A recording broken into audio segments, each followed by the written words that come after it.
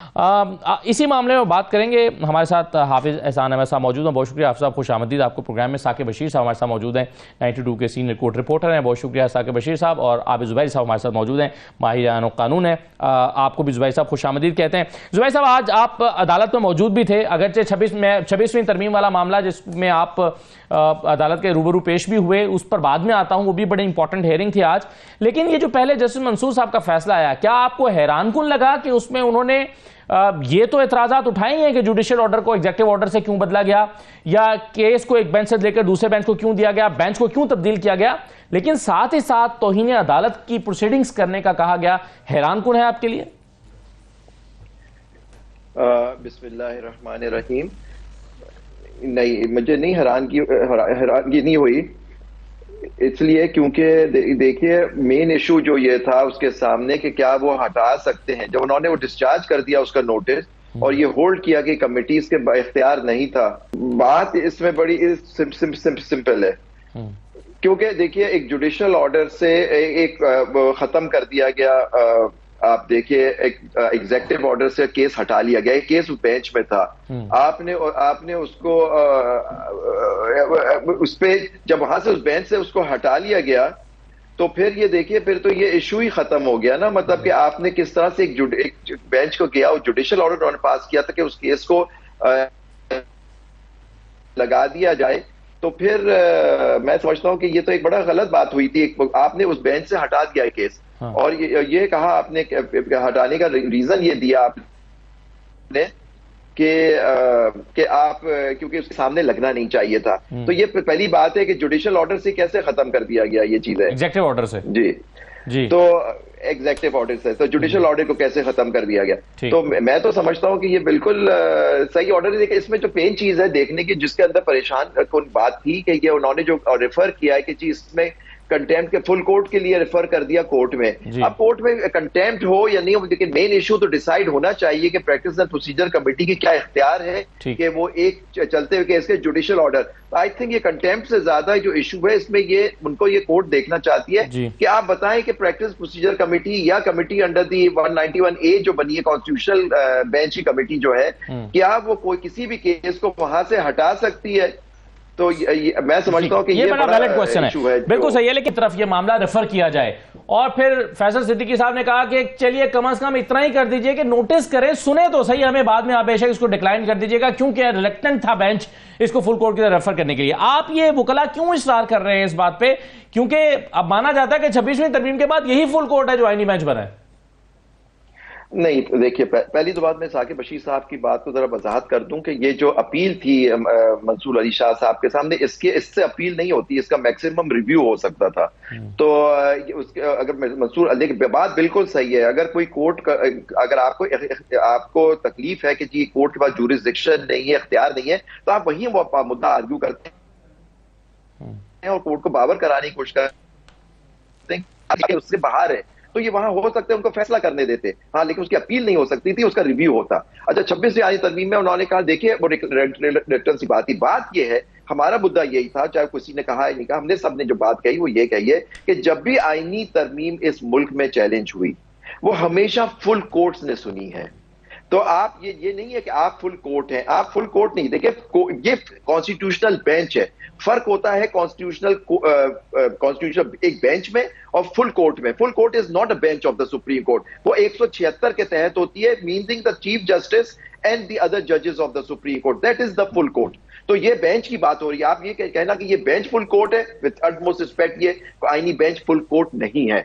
और बाकी जितनी तरामीम हो, चाहे वो 18वीं तरमीम हो, 8वीं तरमीम हो या कोई 21वीं तरमीम हो मिलिट्री कोर्ट्स वाली, वो सब फुल कोर्ट्स ने सुनी। लेकिन वो 26वीं तरमीम तक नहीं थी। और अब जो है अब नहीं कानून पहले आ गया था, 26वीं आईनी तरमीम से पहले उसको पूरी फुल कोर्ट ने अपहोल्ड किया था और उसमें चीफ जस्टिस और 2 सीनियर जजेस को मेंबर बना दिया गया था कि वो डिसाइड। नहीं, तो आईनी तरमीम आ गई ना, आईनी तरमीम आ गई ना, आईनी देखे ना, याद होगा ये सारे पिटीशनर से जब वो प्रैक्टिस एंड प्रोसीजर जब वो प्रैक्टिस सुन लेना, अब बना किस प्रैक्टिस एंड प्रोसीजर आया उस दौर के 6 जजेस ने, अभी वो लॉ नोटिफाई नहीं हुआ था, उसे प्रोस्पेक्टिव सस्पेंड किया। उसके बाद ना उस जजेस ने कहा, और वो जरा पिटीशनर्स कौन थे, पिटीशनर्स। अच्छा, अब ये हुआ कि जब नया चीफ जस्टिस आया, उसने कहा मैं बैठूंगा नहीं, फुल कोर्ट करें। फुल कोर्ट के अंदर तय हुआ, और वो फुल कोर्ट जस्टिस खोसा के बाद पहली दफा जस्टिस। लेकिन जुबैरी साहब का नुकता ये है, जुबैरी साहब ये कह रहे हैं कि जो प्रैक्टिस एंड प्रोसीजर कमेटी है उसका इख्तियार बेंचेस बनाने का है, फुल कोर्ट करने का नहीं है। फुल कोर्ट तो चीफ जस्टिस का भी नहीं बना सकता। चले इन्हें कहें कि फुल कोर्ट बनाने की कौन सी प्रोविजन कॉन्स्टिट्यूशन या सुप्रीम कोर्ट मौजूद है कि जिससे चीफ जस्टिस बना सकता हो, या कोई जज जो रेगुलर बेंच का है वो फुल कोर्ट लिख सके। फिर इसके मतलब आपकी बात मान ली जाए तो जितने फुल कोर्ट इस मुल्क में बने सब बने। मैं ना 21 अक्टूबर से पहले, देखिए आप जुबैर भाई, मैं पहले नहीं बात कर रहा आपसे, मैं अक्टूबर के बाद की बात कर रहा हूं। बेंच बनाने का, बेंच बनती है under order 11 practice and procedure, जो भी सारे उनके वो नाउ सब्जेक्ट टू कॉन्स्टिट्यूशन है ना, वो फुल कोर्ट के नीचे आ गया ना, फुल कोर्ट है ही नहीं वहां पे। अच्छा, अगर ये सुप्रीम कोर्ट के chief justice has the power to, चले कोई एक आर्टिकल रूल बता दे कि चीफ जस्टिस बना सकता है। सुप्रीम कोर्ट के फुल किधर लिखा है? किधर किसी जगह नहीं। चीफ जस्टिस सारे जजेस उसके मेंबर हैं, वो सुप्रीम कोर्ट का हिस्सा है। जुबैरी भाई, बिल्कुल आप हमारे लिए बड़े मोहतरम हैं, आप बड़े कॉन्स्टिट्यूशनल एक्सपर्ट हैं, there is no doubt on it. But issue ये है कि क्या पाकिस्तान की मौजूदा आइन की सूरत हाल के अंदर चीफ जस्टिस की डिस्क्रिप्शन या प्रेरोगेटिव नहीं है? चले उनका पॉइंट ले लें। फुल कोर्ट बनाकर चीफ जस्टिस के पास है, तो वो 2023 वो भी नहीं है, वो भी काजी फाइज ईसा ने खुद कहा, वो भी काजी फाइज ईसा ने खुद कहा कि बैठो यार, खुदा का नाम लो, इसको फैसला कर लो। इख्तियार रहे, फिर कौन सा गया है ना, वो बेंच बना सकता है चीफ जस्टिस, ना वो फुल कोर्ट बना सकता है, तो चीफ जस्टिस के पास इख्तियार रहा कौन सा गया? तो जो आइन ने लिखा, बस ठीक है। साकिब साहब तो वो कह रहे हैं, लेकिन अब इसमें फैसले में जो कहा गया, हाफिज साहब, वो कहा गया है कि दोनों कमेटी के अरकान के खिलाफ मामला आगे तो बढ़ना चाहिए, लेकिन अदालती डेकोरम का तकाजा है कि इस मामले को सुप्रीम कोर्ट फुल कोर्ट बुलाकर इस मसले को निपटाए। यानी वो ये कह रहे हैं कि आप तौहीन अदालत की कार्रवाई ना करें, लेकिन फुल कोर्ट फिर जरूर बुलाएं ताकि इस मसले को बाद में, ताकि मामला तय हो जाए। आई थिंक अगर ये मामला फुल कोर्ट में चला जाएगा, तय हो जाएगा। जी ठीक है। हाफ साहब, बिस्मिल्लाहिर्रहमानिर्रहीम। Asad, honestly it is a sad day for the Supreme Court of Pakistan जी, कि आज पाकिस्तान की सुप्रीम कोर्ट के अंदर वो हुआ है जो ना आज तक पाकिस्तान की सुप्रीम कोर्ट जब से बनी है 1947 से लेके आज तक, और ना दुनिया की किसी सुप्रीम कोर्ट के अंदर इस तरह हुआ है। अमेरिका, बरतानिया, इंडिया, बांग्लादेश, आप टर्की, दुनिया किसी सुप्रीम कोर्ट के अंदर चले जाएं कि जहाँ पे एक जज साहब या एक बेंच जो है वो अपने चीफ जस्टिस को ये कहता है या अपने ब्रदर जजेस को ये कहता है कि आपने कंटेम्प्ट ऑफ कोर्ट की है, और आपने कंटेम्प्ट ऑफ कोर्ट की है, और आपको बगैर सुने वो आपके एक ऑर्डर करता है, और वो एक ऑर्डर उस बुनियाद पे करता है कि जी ये मेरा एक जुडिशल ऑर्डर था, और उस जुडिशल ऑर्डर को चूँकि एग्जेक्टिव ऑर्डर जो है उसके ज़रिए आपने हटाया है, जो उनका स्टैंस है, और उसके ऊपर रजिस्ट्रार को एक नोटिस करता है। अब ये सारी चीज़ें जो है असद, अगर तो आइन और कानून के अंदर ना लिखी गई हो तो एक आर्गूमेंट आप बिल्ड कर सकते हैं। अगर आइन और कानून के अंदर ये लिखा हुआ है कि 26वीं आइनी तरमीम के बाद पाकिस्तान का रेगुलर बेंच का क्या इख्तियार है, ये इनोसेंट लोग नहीं हैं। मैं ये आपको बताऊं, ये जो हम भी यहाँ पे बैठे हुए, हम भी इनोसेंट नहीं हैं, हमें भी सारी चीज़ों का पता है कि ये हो क्या रहा है और हम जा किस तरफ रहे हैं। इसके पीछे जो है, मुझे नहीं पता, वैसे आपको पता है, आपको, आप क्यों, जुबैरी साहब को पता है, मुझे नहीं पता, आप मौजूद थे इस चीज के। हम इनोसेंट नहीं है। अगर आज हम ये कहते हैं कि जस्टिस मंसूर का जो ऑर्डर है इन अकॉर्डेंस विद लॉ या कॉन्स्टिट्यूशन है, तो हम इनोसेंट नहीं है। अगर आज हम ये समझते ये हैं कि पाकिस्तान के आइन के अंदर रेगुलर बेंच की जुरिस्डिक्शन क्लियरली डिफाइन नहीं है, तो हम इनोसेंट नहीं है।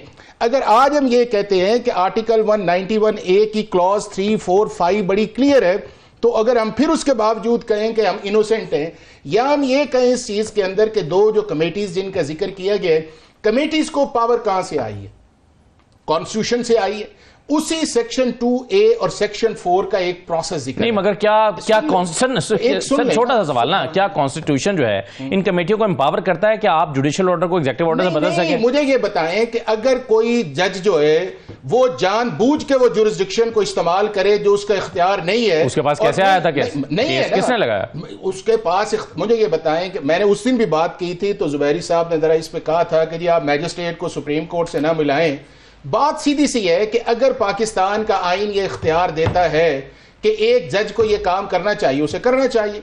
अगर 26वीं आईनी तरमीम आई है, आपको अच्छी नहीं लगती, आप समझते हैं इसके अंदर इंडिपेंडेंस ऑफ जुडिशरी है, या इसके अंदर समझते हैं कि सारा सिस्टम स्टेट के ऊपर चला गया है और हम कंट्रीब्यूट नहीं कर सकते, बेस्ट ऑप्शन है कि आप निकल जाए ना। क्या आज जो हुआ है कि जिसके अंदर उन्होंने कहा कि जिसने कंटेम्प्ट की मैं उसको छोड़ नहीं, लेकिन अगर एक अदालत अपने दायरा इख्तियार पर एक केस सुनना शुरू कर देती है, नहीं कर सकती, और वो कहती है कि उसका दायरा कार क्या बनता है? मुझे ये बताएं कि आप सारे इस चीज के अंदर है कि उसका दायरा इख्तियार किसने डिटरमिन करा?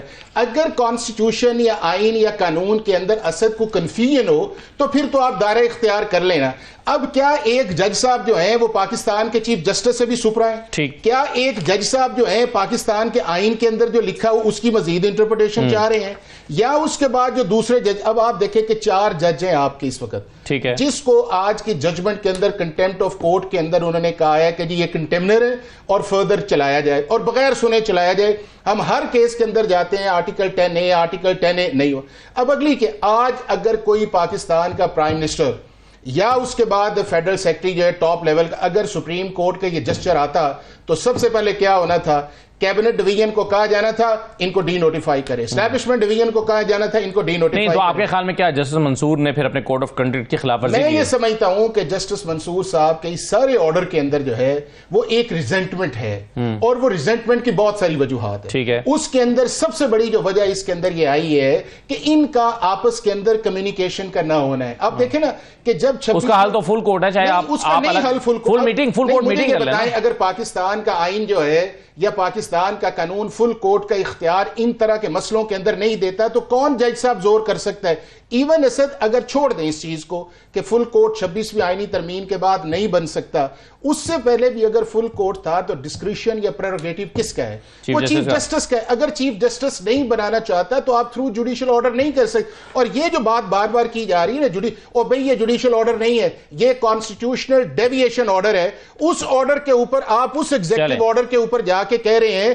कि जो एग्जीक्यूटिव ऑर्डर एक कॉन्स्टिट्यूशनल स्ट्रेंथ के अंदर आया है और उस कॉन्स्टिट्यूशनल स्ट्रेंथ के अंदर जो है आपके पास वो इख्तियार नहीं है, सर फिर उन्होंने उसको नहीं, मुझे ऐसे में फिर ऑनेस्ट छोड़े, मुझे ये बताएं क्या आप इस चीज से खुश हैं कि जो आज जो 2 मेंबर्स बेंच ने ऑर्डर किया है पाकिस्तान के चीफ जस्टिस को कंटेम्नर के तौर पे कटहरे के अंदर लेके आना, ये मुनासिब ऑर्डर है?